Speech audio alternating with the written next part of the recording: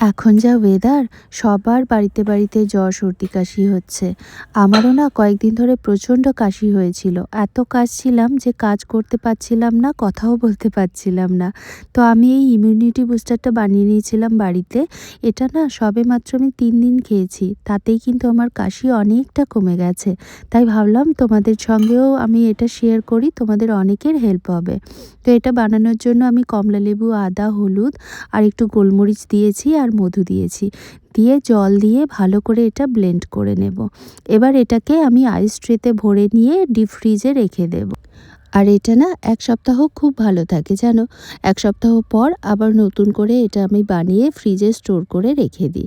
আর কালকে তো আমার ছুটি ছিল বলে একটু শপিংয়েও গেছিলাম, ক্রিসমাসের শপিং ছিল। তো রাতে বাড়ি ফিরে এই যে আইস ট্রেটা বানিয়ে নিয়েছি।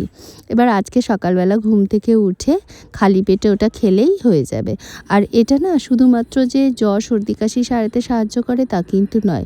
যাদের ফ্যাটি লিভার আছে তারা সকালবেলা খালি পেটে এই ড্রিঙ্কটা খেয়ে দেখো, তোমাদের ফ্যাটি লিভার কমে যাবে। দেখো, মেডিসিন খেলে মেডিসিনের তো একটা সাইড এফেক্ট থাকে, কিন্তু এটার কোনো সাইড এফেক্ট নেই। ভীষণ উপকারী জানো, এটা আমাদের ওজন কমাতেও খুব হেল্প করে।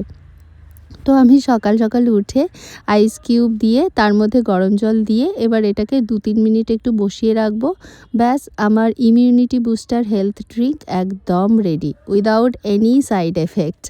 তো তোমরাও কিন্তু বাড়িতে বানিয়ে নিও, আর বাচ্চাদেরকে দিতে পারো, বড়োদেরকে দিতে পারো, সব্বাইকে দিতে পারো, সব্বাই খেতে পারে। তো যাই হোক, এটা খেয়ে তারপরে আমি ব্রেকফাস্ট করব, করেই দৌড় দেব স্টুডিওতে। কালকে তো ছুটি ছিল, আজকে অনেকগুলো বুকিং আছে, স্টুডিওতে প্রচুর কাজ আছে। তো আজকের ব্লগটা এইটুকু। তোমরা সবাই খুব ভালো থেকো, সুস্থ থেকো, নিজের যত্ন নিও। টাটা।